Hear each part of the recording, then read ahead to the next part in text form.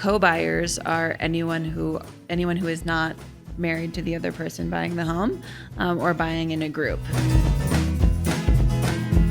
At its core, it's a wealth distribution tool and a wealth creation tool for people, right? So we're giving people access that wouldn't otherwise have access, and we're empowering them by putting them on the ladder of equity building.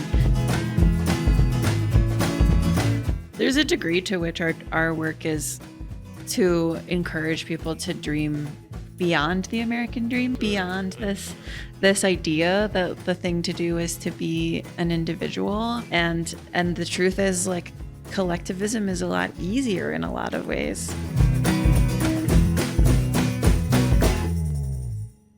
Hello, Boulder and the wider world. This is the Sharing Boulder podcast. My name is Philip Bogren, and for episode 48, I spoke with Sarah Wells, who is a partner in the real estate agency Live Work Denver, which specializes in co-buying real estate, which is simply a way to buy homes with other people. Sarah is one of the founders of the Queen City Cooperative and is the board chair for the Boulder Housing Coalition, which is a nonprofit that develops affordable rental cooperatives. Sarah and I talked about co-buying as a way for more people to be able to build equity in their home in a housing market gone mad, speed dating for finding co-buyers, and the value of living in community. Earlier this year, I posted a blog article where I estimated that the number of empty bedrooms in Boulder is approximately 30,000 using census data. Recently, Boulder City Council updated the occupancy restrictions, which could potentially make it easier to make better use of those empty bedrooms. I think now is a great time to pivot from occupancy reform to thinking about vacancy reform. This episode is the second in a series that addresses the need to make better use of our available housing stock and practical strategies for doing so. Please see episode 46 with Annamarie Pluhar for the first episode in this series. I hope you enjoyed this conversation with Sarah Wells. We ain't throwing starfish here, now we're having a good party. Talking about structural change. We believe the land is sacred, even beneath that vacant parking lot, where the weeds are doing their best to express the need for something different. Gonna make some space for you and me to live here all together. Gonna make it safe and fun for kids to get around the town. Gonna find me a residential pedestrian district where I can gracefully grow older. Gonna spend my remaining years sharing Boulder. Sarah Wells, thank you so much for being on Sharing Boulder. If you don't mind just introducing yourself for a minute. Yeah, thanks for having me. My name is Sarah Wells. I am the co-founder of Queen City Cooperative in Denver, and also a partner at Live Work Denver, which is a real estate team that specializes in co-buying live, work, and creative spaces and community housing. And I am really passionate about all different types of community housing and about expanding how people can access homeownership. You live in a co-op yourself. I do. Right? Is that okay yep, to I still talk do. about? Yeah. And raising a child in that environment. How's that working out? Yeah.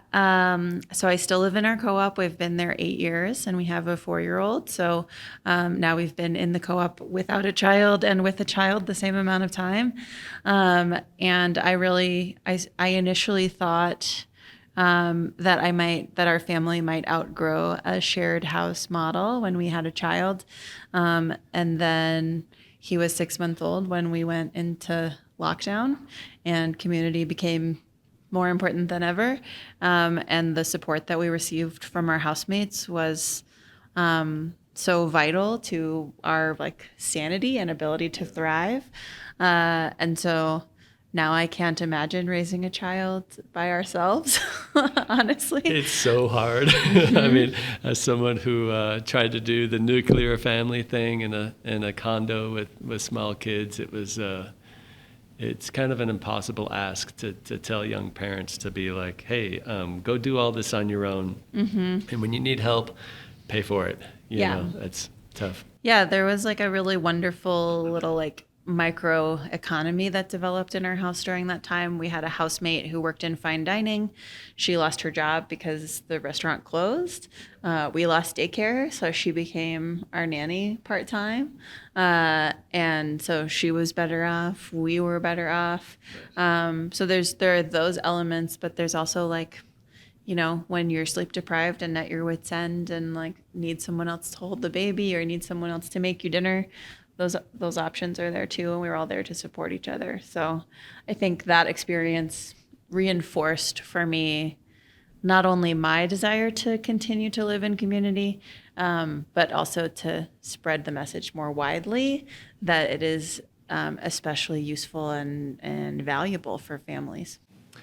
Well, we kind of just dove right in. I wanted to just say thank you for your service to the community and welcome you a little bit more, because I'm familiar with you through a couple of things, even though your orbit of influence is mostly Denver. Mm-hmm. But I know you sit on the board for Boulder Housing Coalition, so I've seen you at different events related to that. And then you're also the real estate agent for David Adamson's project at 750 North Street. And I just, when I go to David's website on that co-op, I don't know how much of that is some of your fingerprints on there. But anyways, I just want to say, you have really sparked in my brain a lot of imagination about what's possible around thinking about, like myself, I want to be a homeowner of some kind at some point.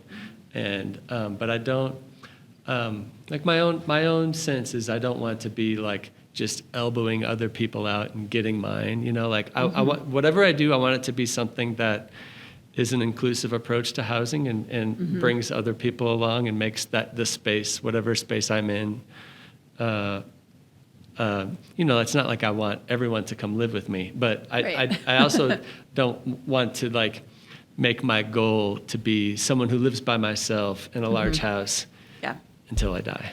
Right. Yeah. Your ownership doesn't need to come at the expense of other people. Yeah. Right. Like, I think that's one of the challenges I have with some of the traditional mindset around like house hacking or which is flipping or like people who are setting out to create a rental portfolio so that they don't have to work anymore. Right. That fortune is built on the backs of other people instead of built alongside them. Yeah. Right. And so how can we level the playing field to make the entry point to housing more accessible, and then also sharing the appreciation and the equity that comes with homeownership, because the primary way that we create generational wealth in this country is through land ownership. And so how do we make that more possible for more people? Do you mind answering that question? Whew, that's a tall one. I wish I had the perfect answer to that question.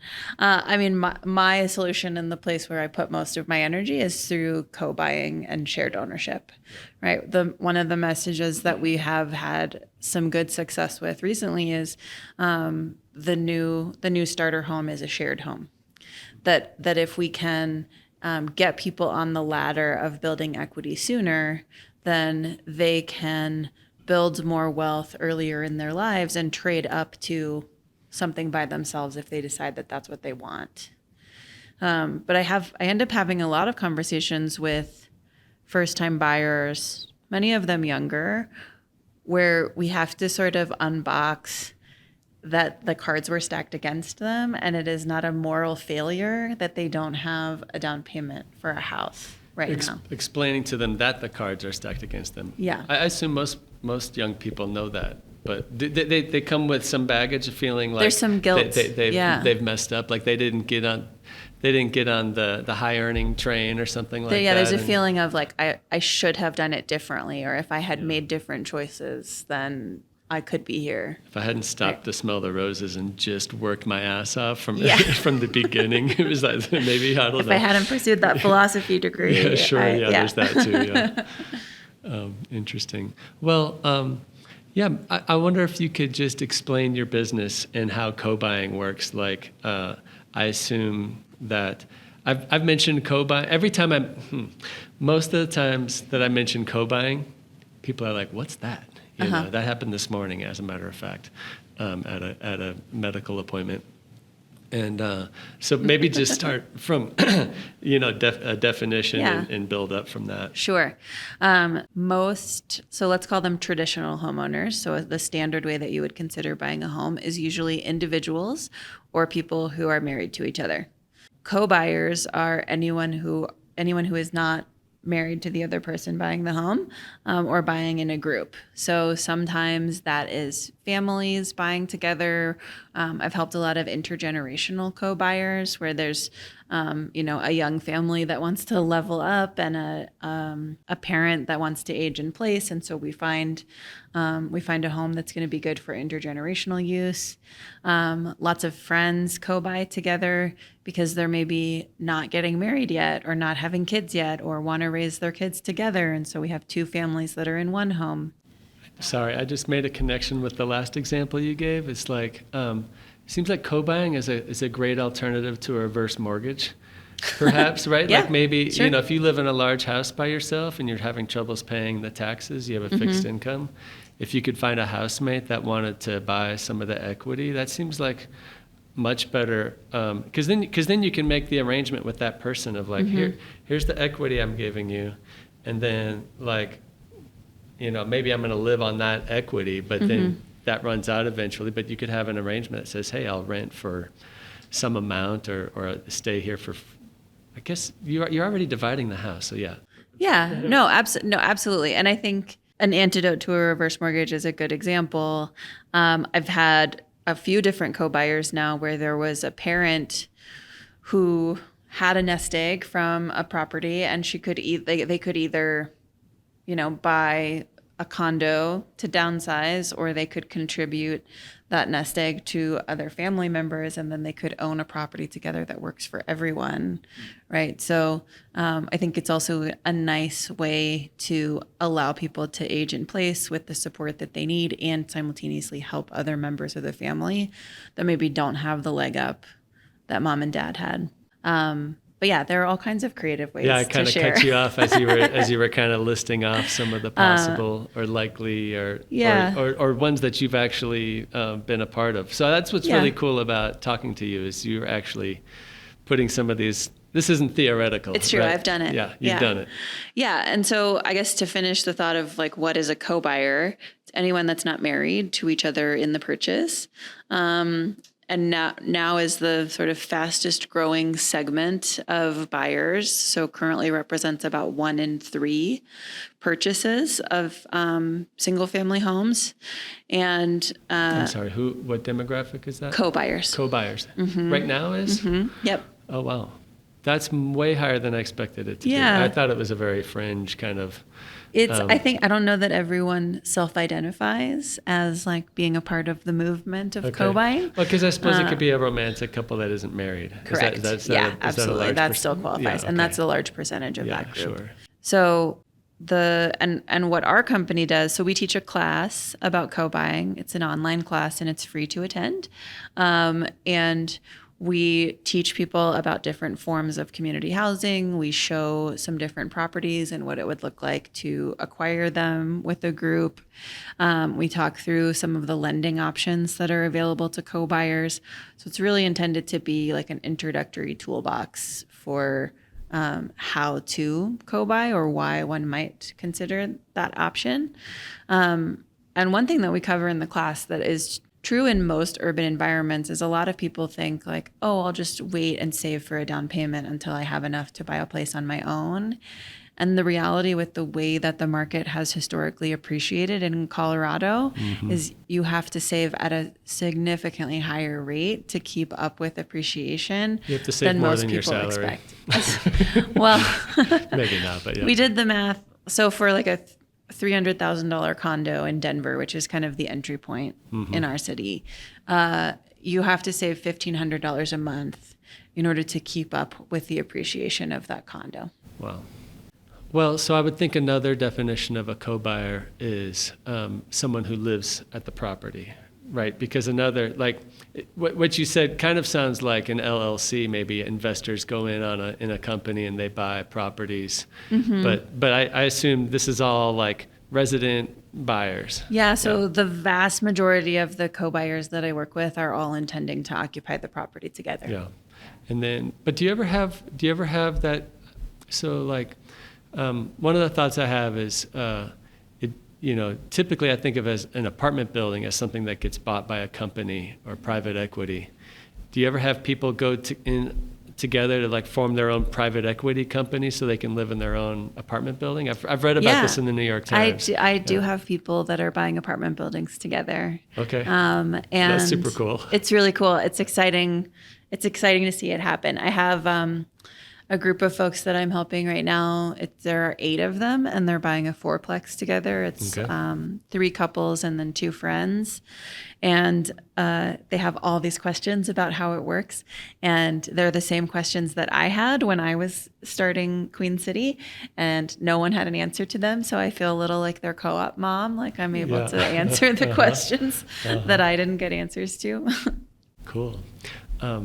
So one of the things I wanted to ask about is when someone takes this co-buying class and you're helping them explore their options for financing, are they immediately, sort of capped at what's the phrase, like disadvantaged because they want to do a co-op buying arrangement? I mean, are there's mortgage companies that understand what's going on and they'll work? You get the same kinds of deals as if you were like a nuclear family going in on this? You do. So the loans are the same. A family buying can use the same loans as friends who are buying. And they don't really differentiate based on relationship. Yeah. So that's a huge plus. And I think something that a lot of people don't know, they assume that they have to use a different loan if they're buying as friends, but you can use the same loan products, which come at the same interest rates. And for the most part, you can combine in your loan application all of your income, all of your debts. And so, if you, like, let's say you're qualified to buy something at $350,000 and I'm qualified to buy something at $350,000. For the most part, we can start looking at $700,000 properties together. Okay. Cool. So it really does significantly increase what's possible for people. Yeah. Awesome. Well, this is a very exciting time to be kind of introducing this to Boulder. As you may know, yes. Occupancy has been updated. Occupancy restrictions have been updated recently to 5 unrelated people. So, a $2 million property split 5 ways might be within reach of more people than, all the single people that can buy a $2 million house, Sure. or couples or whatever. Yeah. Cool. Well, I guess for anyone listening, I would love to help you buy a $2 million property. We'll totally put links, and I'll add a little introduction on the front end of this. Make sure people know. Remind me the name of your company, though. Live Work Denver. Live Work Denver. Yeah. Cool. But I've helped several co-buyers in Boulder and Boulder County. Oh, nice. So. So what I wanted to ask about next is how do you find co-buyers? And so maybe I'll just ask that. How do I find open-ended co-buyers? question. Yeah. Because you're almost like a dating service to some extent, right? Oh, how does someone find co-buyers to buy with? Yeah. Okay. So most of the groups that I have helped have had existing relationships with each other. So they're friends that come together. Part of the support that we provide in the class and in some of the social events that we produce is like encouragement and some coaching around how to talk about your vision. Because I feel if you can adequately articulate what it is that you want to create, then you will identify what are the potential connections around you in your existing network, or maybe one circle out of your existing network, that might be good partnerships. So if you, for example, are saying, I'd like to co-buy something sometime, right? That's a really different pitch from, I'm really interested in finding a property that is close to downtown. I'm really motivated about intergenerational living. I really want to have my kids grow up with other kids in community. Yeah. I love the historic charm of older buildings, right? That starts to actually paint a more specific picture that other people can say yes to. Nice. So for me, it is about creating opportunities for people to create connections. And we have some social events where we've done that, and we'll continue to do that. But it's also about helping people fine tune their pitch so that more people can respond to it. Yeah, that's really cool. You gave some earlier. You gave some examples of the different kinds of people who co-buy, but it's kind of amazing the variety of things that are in people's visions of what they want. Mm-hmm. And I know this because I went to one of the speed dating events that you hosted, and it was at a table about this size, and we sat on opposite sides of the table, and you spoke with the person across from you. Mm-hmm. And then after 10 minutes, we all got up and rotated. Yep. And I just was like, the thing I came away with was the variety of things that people were talking about. There was mm-hmm. one woman who was a single mom who wanted to find two other single moms to get a property, to have three women together mm-hmm. raising kids, which I just think is an amazing vision to articulate and bring to that space. There was a guy there who wanted the full-on co-op, mm-hmm. 10 to 12 adults is what he said, mm-hmm. Which is what he wanted. Another person was like, I want to find one housemate to share like a small house. Mm-hmm. And then I assume there's other people who are just like, I want half of a duplex.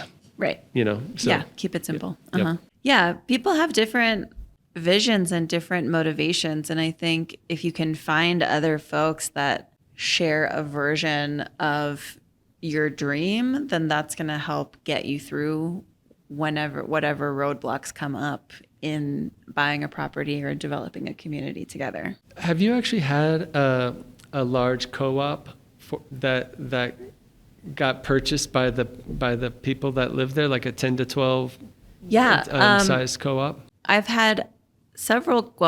I've had maybe 4 clients who ran collective houses that they also lived in, that purchased new properties to either move or expand to. One of them had been running a collective house for a long time, and then the landlord after they'd been there for a very long time said, okay, I'm done and I'm selling. Enough. Right. And so we found them a new place to go, and they're owner occupied. They can run that house forever. What was the ownership model? Theirs was an interesting situation because a lot of their residents are super low income. And so they had a friendly investor who acquired a property on their behalf. And there's a sort of a longer term transfer of ownership. Rent to own kind of a thing. Yeah. And then opportunities for people to earn appreciation that gets gifted to them whenever they leave the property. So for an investor like that, they had cash, or they were able to finance it through a traditional mortgage? Or they had some cash. They had a significant chunk of cash, but then the members of the collective qualified to be on the mortgage. Awesome. Yeah. What a cool setup. Yeah. Well, I wonder if along those lines, do you mind sharing some other success stories that kind of stand out as things that might light some creative imagination in Boulder listeners? Yeah. So one, it's I don't know. I feel like I occupy a strange corner of zoning and building knowledge in the work that I do. And so there are lots of houses that I have helped to buy and sell that have multiple kitchens inside of them. And so I'm very familiar with Denver's rules around how you are allowed to have 2 kitchens. Mm-hmm. And we've sold several houses that sort of navigated that in a bizarre way. One that stands out in particular was an intergenerational co-buy. So there was a teacher, an art teacher, who bought a property with her father, and it was originally a single family home. Some time ago, someone had converted it into a triplex, but never formally changed the zoning to a triplex. Never told the city about it. Never told the city. And so, so we attempted to finance it using a single family home loan. And the appraiser was like, this is not a single family home. Okay. And eventually, we were actually able to work with the seller to remove a couple of ovens from the property, and essentially then they were able to appraise it as a single family home. So that really felt like a win for that buyer, right? Because she was able to acquire a property that had 3 functioning units inside of them, one for her, one for her father, and then one for a future community member that could participate. That was really her way of being able to live in the community that she serves as a teacher, which otherwise would have been impossible. Awesome. Well, you said intergenerational arrangement, which I think is kind of an ideal that more of us should aspire to, because we're stratified and segregated in so many ways when it comes to housing. One of the things you read about is how in the suburbs, when they're building new developments, this neighborhood and that neighborhood, it'll be stratified by income differences of 10 or 20%, and you have just like a lot of homogeneity and along a bunch of demographic variables. And one of the things I feel like is most unfortunate is like people are the same age, like are the same stage in life. And I just love the idea of as I grow older to still be connected with younger people, and I like the idea of kids having access to lots of adults and other kids, and not being pinned in a backyard, that kind of a thing. Well, I guess like one specific question I have is, have you had lots of families work together for co-buying? I know you mentioned that you have your child in a co-op, but I don't know if that child's an outlier or if there's lots of this going on. I would love to tell me that lots of this is going on. I want more of it to be going on. Yeah. So I think it has been very clear to me that single parents understand this concept with almost no extra needed explanation, right? And nuclear families that are intact, I guess, have. Not to strengthen this metaphor, no, nuclear families that have 2 caregivers, right? They have a feeling like they should be able to make it work, right? Yeah. Like we've achieved it. We have our own place. We have our own little box. Yeah. But I think COVID especially proved to us that is not true, right? Or that that's actually quite difficult. So I think families are coming around to it. And that's really the intention for my next project, is to have something like we had for Queen City, but to do it on a larger scale so that we can create more private suites for families that also feature a generous amount of common space.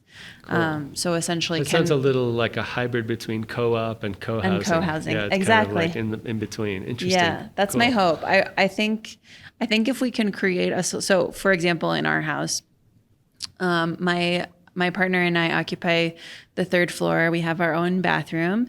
We have a space on the 3rd floor that has our bed and our closets, and then a small living room, like a tiny living room.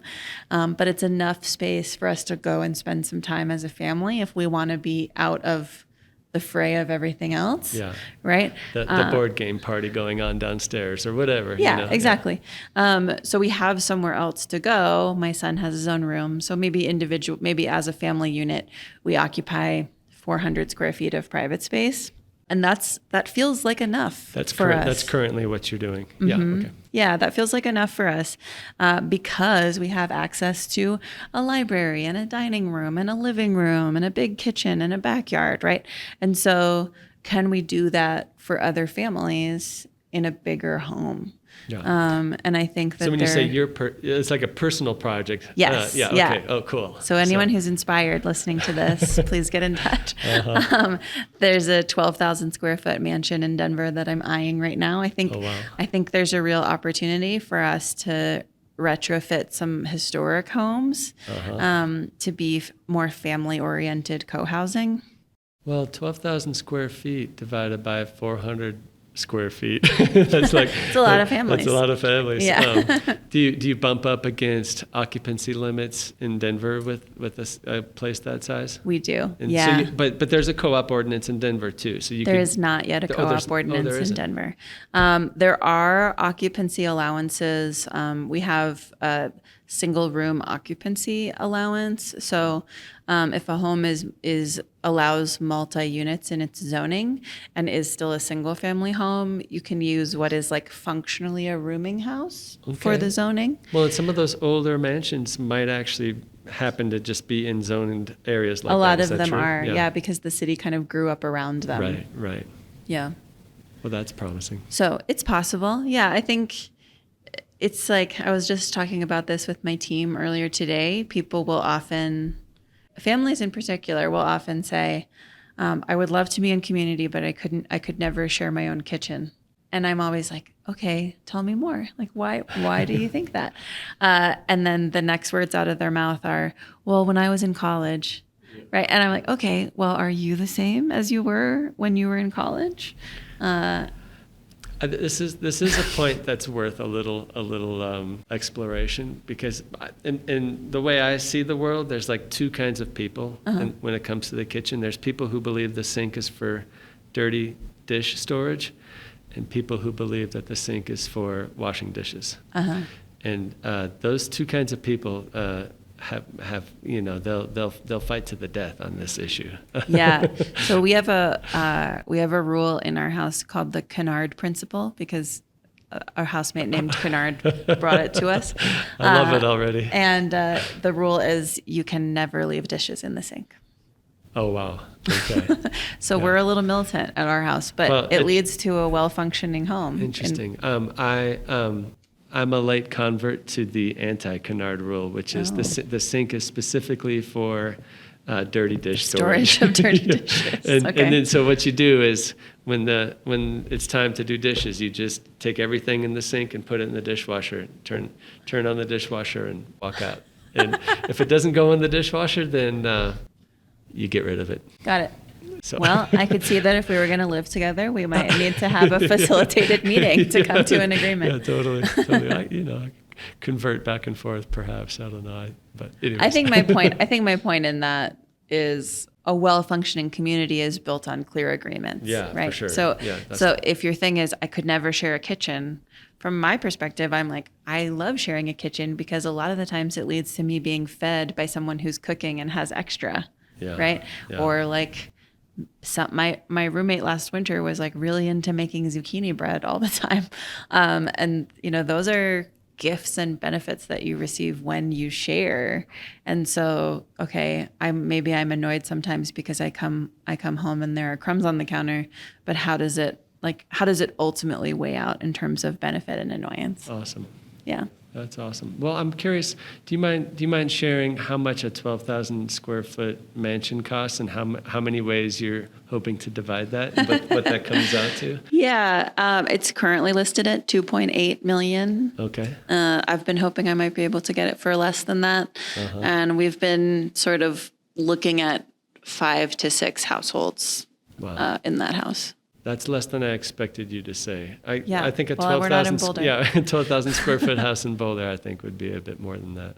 Well, but it's interesting though. So I'll say, a lot of YIMBYs have pretty negative things to say about landmark preservation.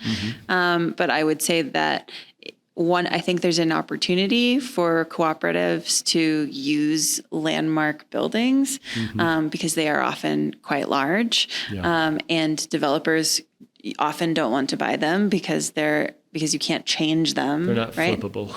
Yeah, and so is there some potential synergy with some of these larger properties where like we do want to occupy them essentially as they are? So I really want that to come into reality in a way that I get to enjoy. Yeah, awesome. I hope that for you too. I've had a bunch of daydreams about possibilities along those lines. What you just said is kind of one of them.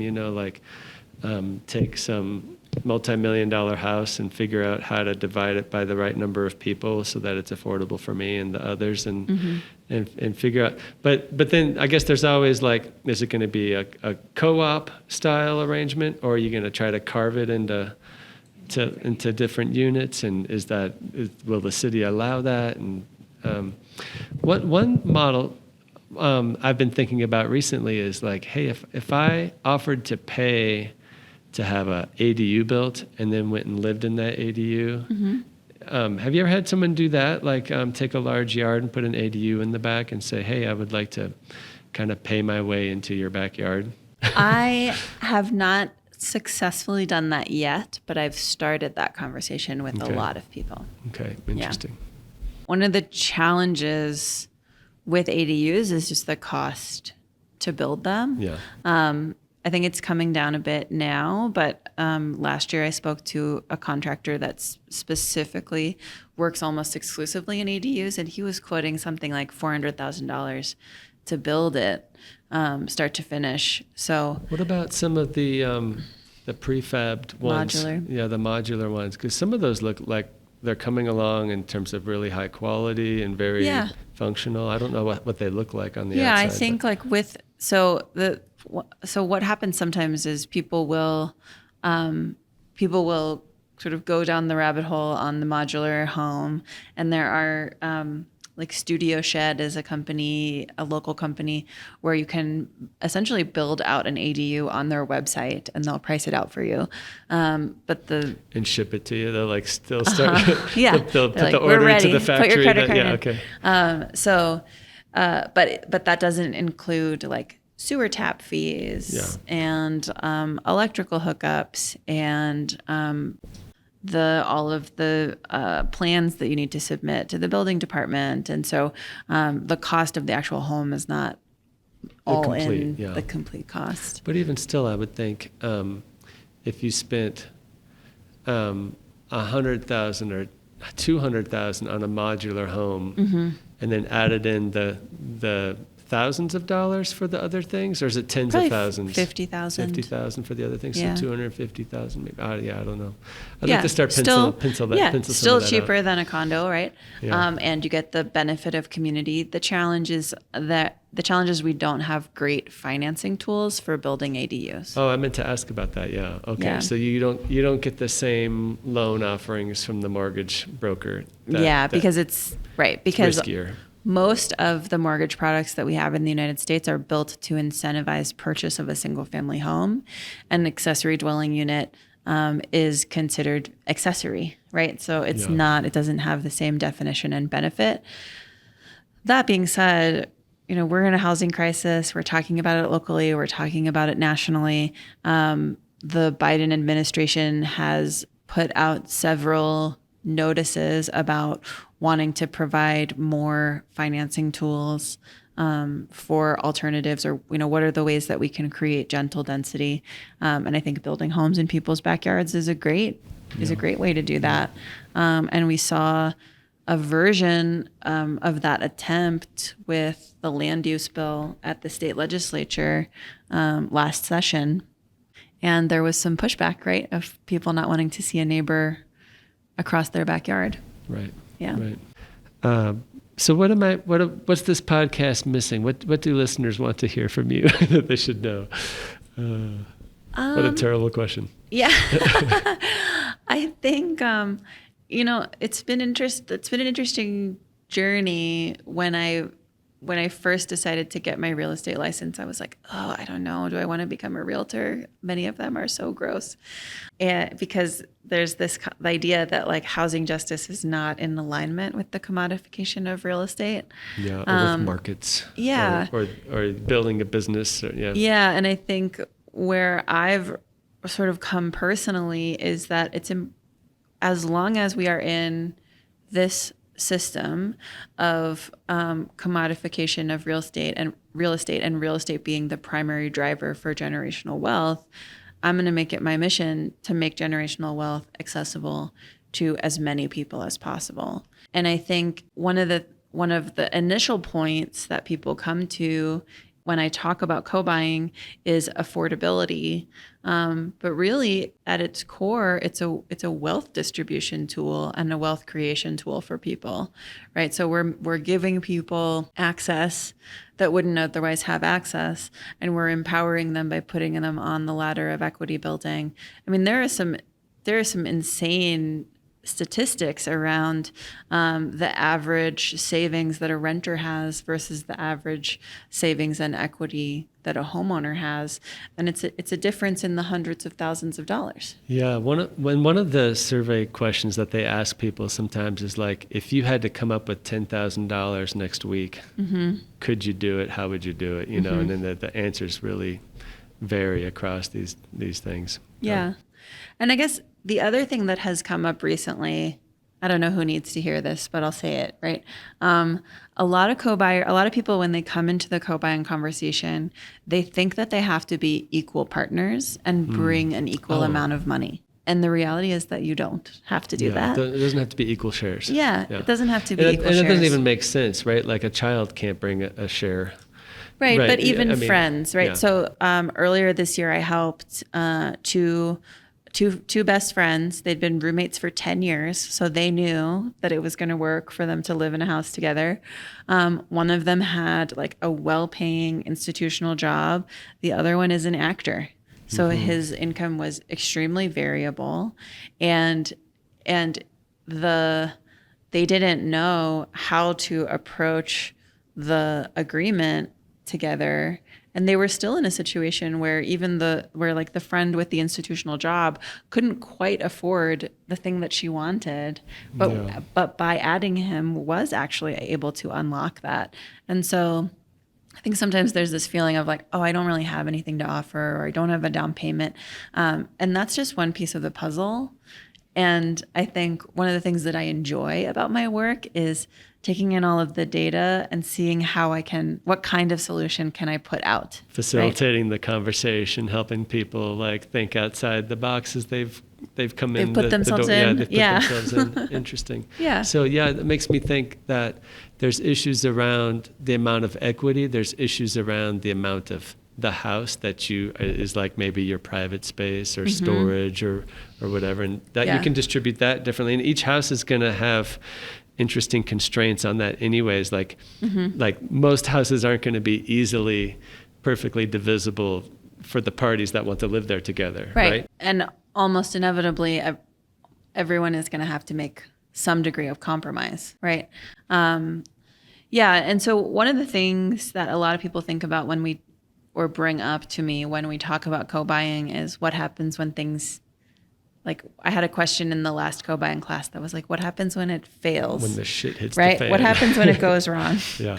And my first answer to that is, well, what happens when it goes wrong with a married couple? Like, it's not different. Yeah. Right. It's going to hurt. People breaking their relationship and going their separate ways is the same in a friendship as it is in a marriage in terms of the legal sharing of property.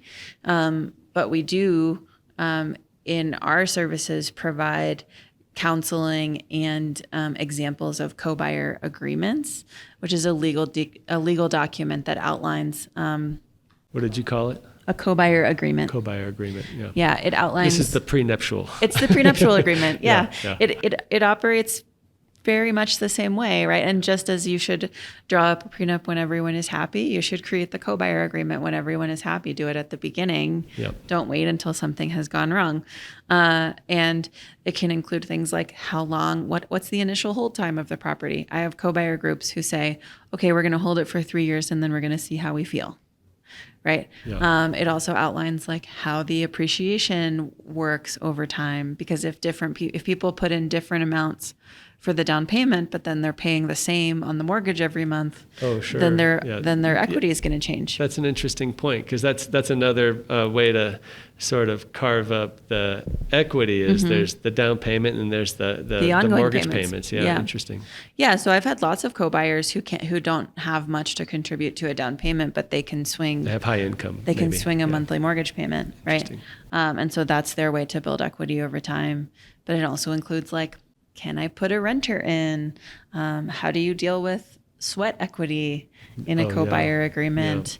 All of those different what if scenarios we can, well, maybe not all of them. I probably don't have a complete knowledge yet. So you have templates, or you have examples of things that are the sweat equity, the down payment, the mortgage payment, we have some guidance. So people who are coming now can benefit from all of the learning that the people before them have done. That's amazing. What a great resource that is.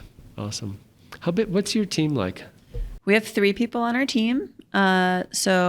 Laura, started as my mentor, now my partner.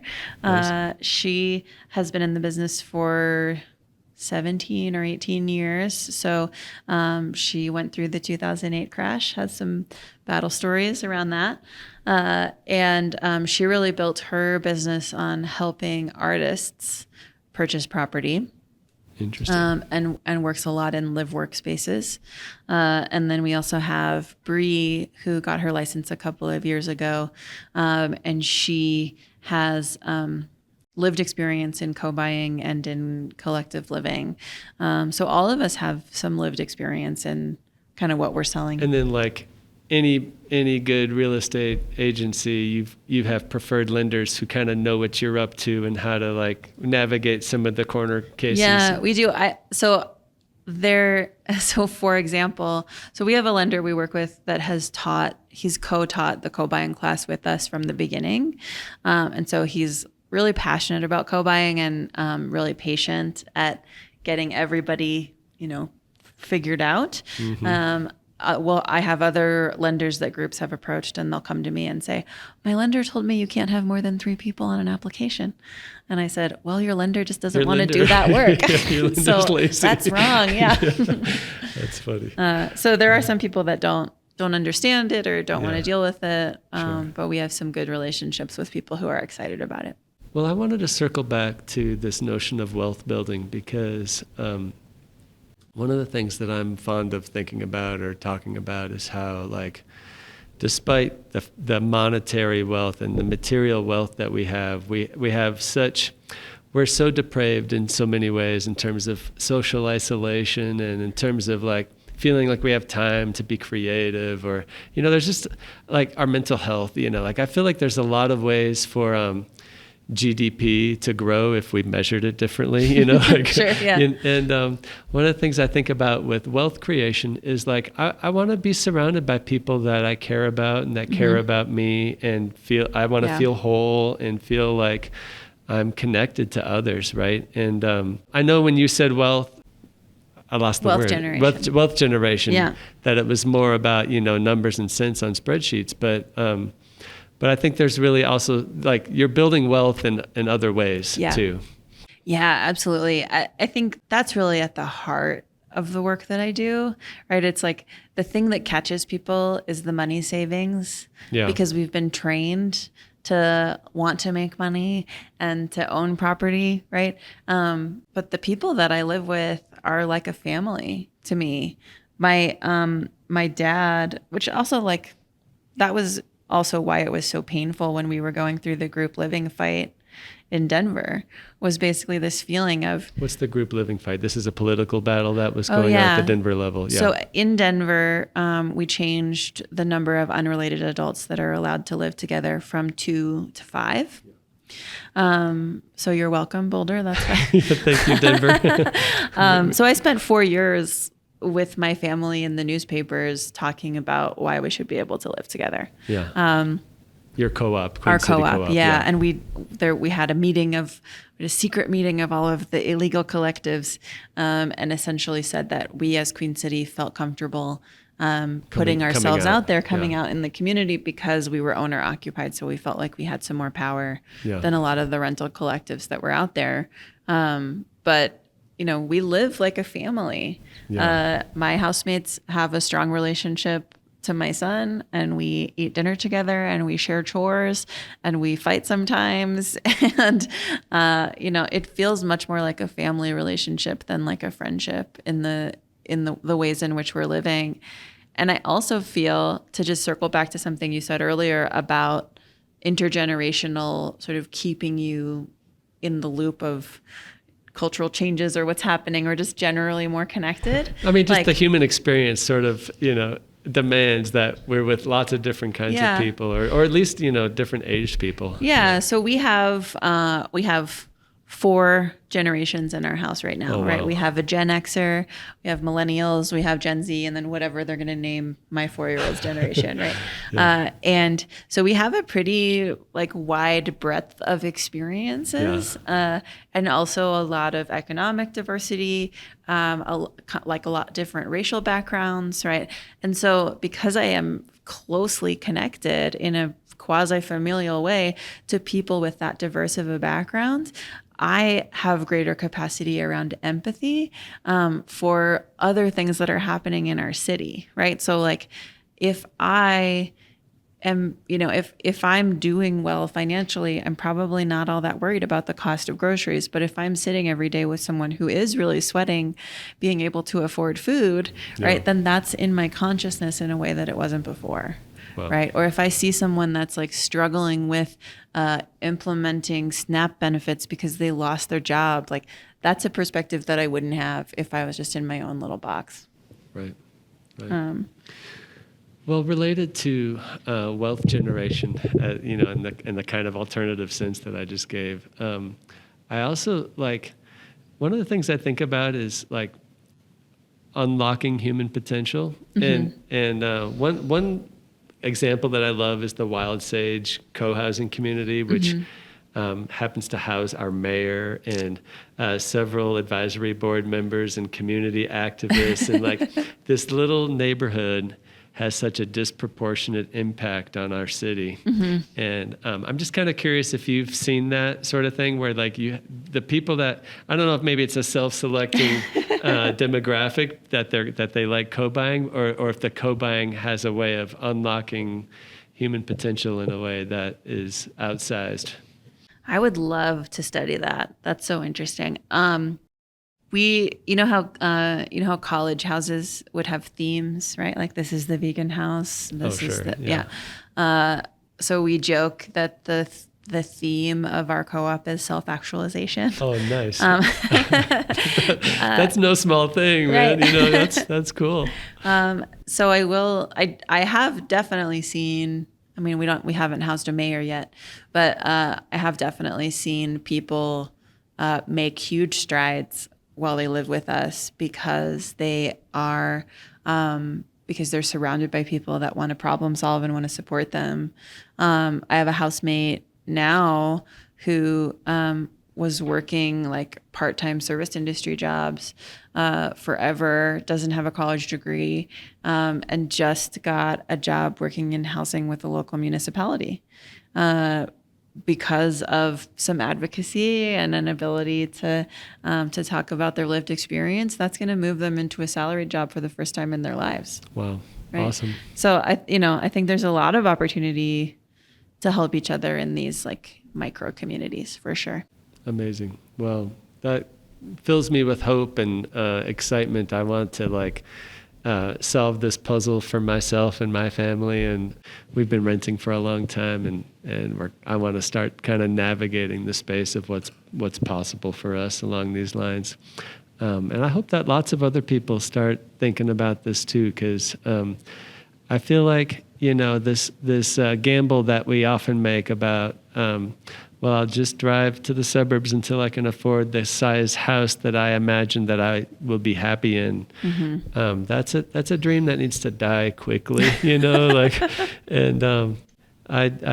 I want for my city to have people in it that are connected and, feel housing secure and feel like they can self-actualize. Right. Like I want to live in a house that's themed as the house of self-actualization. That's pretty incredible. Yeah, I think there's a degree to which our work is to encourage people to dream beyond the American dream. Can I say that? Like sure. Beyond this idea that the thing to do is to be an individual, because we definitely have like individualistic propaganda in this country.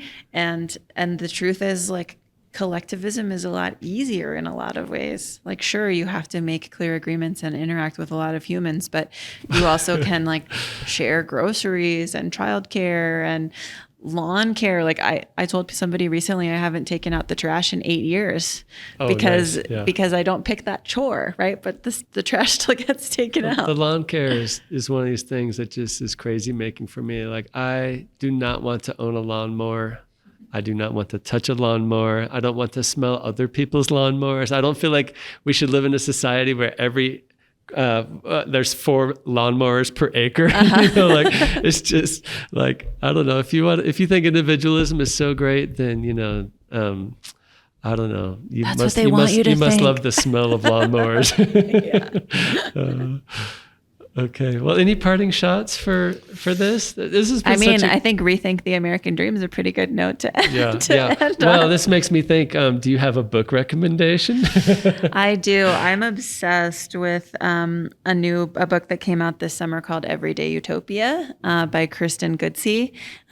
She delves into collectivism at a pretty deep level and talks a lot about the history of utopian societies and kind of what they got right and what they got wrong and how we might flex or change for a better life in the U.S. So it was a really validating read for me, and I think a nice read for anybody that's interested in these topics. I'm so interested in these topics, and I bought the book. I'm 100 pages into it. Just finished chapter 3 last night, and I'm excited to read more. I'm just I think I'm still wading through the history stuff, but it was actually interesting reading about kibbutzim. Mm-hmm. That's the plural, kibbutzim, right? Yeah. Kibbutzim, given all the things that are going on in the world. And I would love to have urban kibbutzim. Yeah, there was an article about here. to have it here. Clear. Yeah. There was an article about our co-op that had some good traction on a national site, and this woman in Jerusalem got in touch with me and said, "Should I bring my kibbutzim idea to Denver?" And I was like, "Please, yes, absolutely." So maybe it will come. Cool. Thank you so much for being on the podcast. Thanks today. for having me. It was a lot of fun. Great. Gonna find me a residential pedestrian district where I can gracefully grow older. Gonna spend my remaining years sharing Boulder.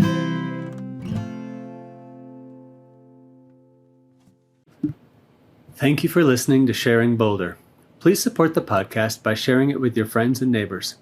You can contact me at linktree/Philip Ogren, which you can find by visiting sharingboulder.us, where you can also find show notes and previous episodes. This episode of Sharing Boulder was produced by Philip Ogren and edited by Katie Avery. The music was created by Nathaniel Ogren and Sack Lunch. Keep sharing, Boulder.